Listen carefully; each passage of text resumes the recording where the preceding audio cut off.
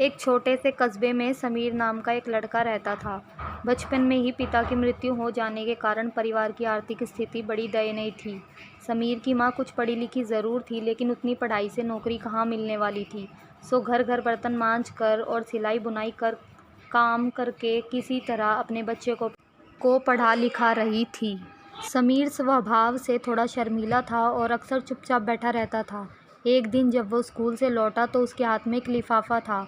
उसने माँ को लिफाफा पकड़ाते हुए कहा, माँ, मास्टर साहब ने तुम्हारे लिए ये चिट्ठी भेजी है, जरा देखो तो इसमें क्या लिखा है। माँ ने मन ही मन में चिट्ठी पढ़ी और मुस्कुराकर बोली, बेटा, इसमें लिखा है कि आपका बेटा काफ़ी होशियार है। इस स्कूल के बाकी बच्चों की तुलना में इसका दिमाग बहुत तेज़ है और हमारे पास इसे पढ़ाने लायक शिक्षक नहीं है, इसलिए कल से आप इसे किसी और स्कूल में भेजें।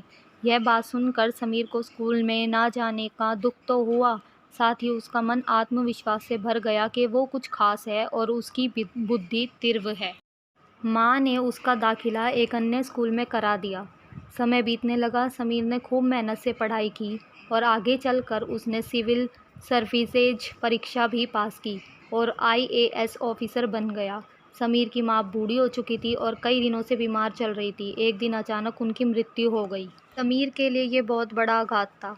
वह बिलख बिलख कर रो पड़ा और उसे समझ नहीं आ रहा था कि अब अपनी माँ के बिना वो कैसे जिएगा।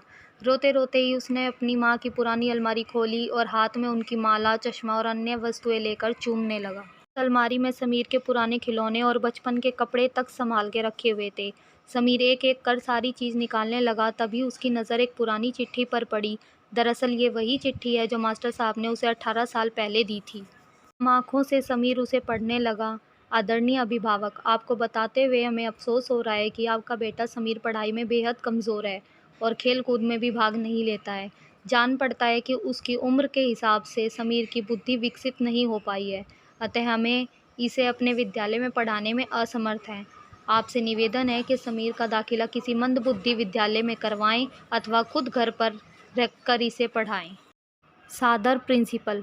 समीर जानता था कि भले अब उसकी माँ इस दुनिया में नहीं रही, पर वो जहाँ भी रहेगी उनकी ममता, उनका आशीर्वाद सदा उस पर बना रहेगा। सीख। भगवान सभी जगह नहीं हो सकते, इसलिए उन्होंने माएँ बनाई। माँ से बढ़कर त्याग और तपस्या किसी मूर्त भला और कौन कर सकता है। हम पढ़ लिख ले, बड़े होकर कुछ बन जाएं, इसके लिए वो चुपचाप ना जाने कितनी कुर्बानियाँ देती है। अपनी ज़रूरतें मार कर हमारे शौक़ पूरा करती है। यहाँ तक कि संतान बुरा व्यवहार करे तो भी माँ उसका भला ही सोचती है। सचमुच माँ जैसा कोई नहीं हो सकता। दोस्तों, अगर आपको हमारी कहानी पसंद आई हो तो एक लाइक करें, शेयर करें, कमेंट करें और हमारे चैनल को सब्सक्राइब करना ना भूलें।